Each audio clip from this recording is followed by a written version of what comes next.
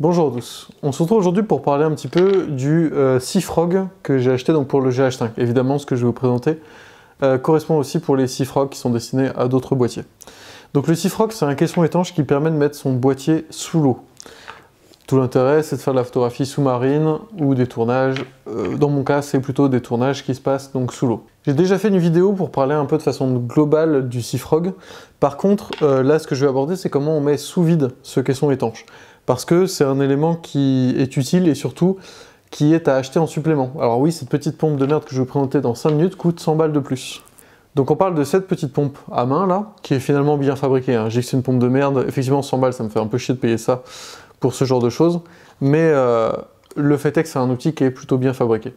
On a aussi ce petit, cette espèce de, je sais pas comment on peut appeler ça, une espèce de valve électronique qui permet de détecter si le caisson est bien sous pression, enfin sous vide, l'inverse de sous pression finalement, qu'il est bien sous vide et qui donc va vous indiquer par une petite lumière de couleur quand le caisson est bien sous vide. Je vous montre comment on s'en sert tout de suite. Donc à ce niveau-là, alors vous avez forcément un petit bouchon sur votre Seafrog, vous allez le dévisser pour l'enlever. C'est le petit bouchon qui vous sert justement à mettre sous vide le caisson. Alors, quel que soit le Seafrog, vous en avez un, il peut être à des endroits différents, et vous pouvez utiliser votre Seafrog sans le mettre sous vide, évidemment. Mais l'intérêt de le mettre sous vide, c'est que ça va vous permettre de plonger votre boîtier sous l'eau plus facilement, sans qu'il ait de l'air à l'intérieur, et qu'il vous tire vers le haut. Là, au moins, sous vide, vous allez pouvoir tout simplement être beaucoup plus libre avec cet objet, comme si c'était un caillou, en fait, sous l'eau. Donc vous allez visser votre valve électronique, on la visse donc sur la pompe le trou d'évacuation.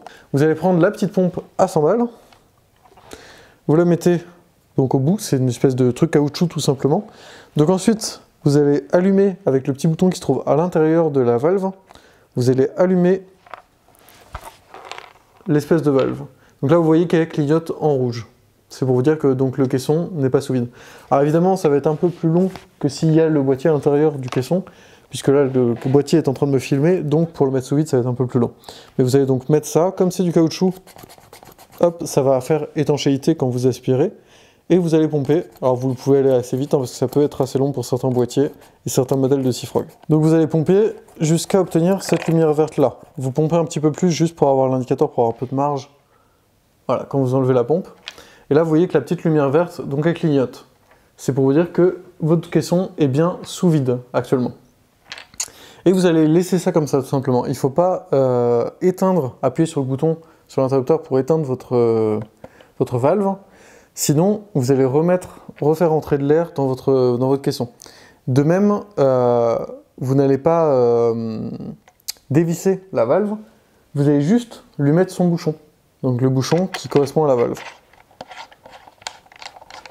Alors, la seule question que moi je me pose, et je ne l'ai pas encore testé, mais c'est une petite lumière verte sous l'eau. Alors ok, elle n'est pas très forte et sous l'eau, la lumière passe assez peu, mais je trouve ça un peu bizarre qu'on mette une lumière qui clignote sous l'eau quand on essaie de faire des photos ou de la vidéo. Bon, après vraiment je me dis, c'est de la lumière très très faible, et dans l'eau effectivement, la lumière a beaucoup de mal à se diffuser, donc c'est possible que ça ait absolument aucun impact. Voilà pour cette vidéo sur comment mettre sous vide un Seafrog, spécifiquement là pour le GH5, mais c'est valable pour les autres boîtiers. Sur ce, je vous dis à très bientôt pour une prochaine. Salut à tous.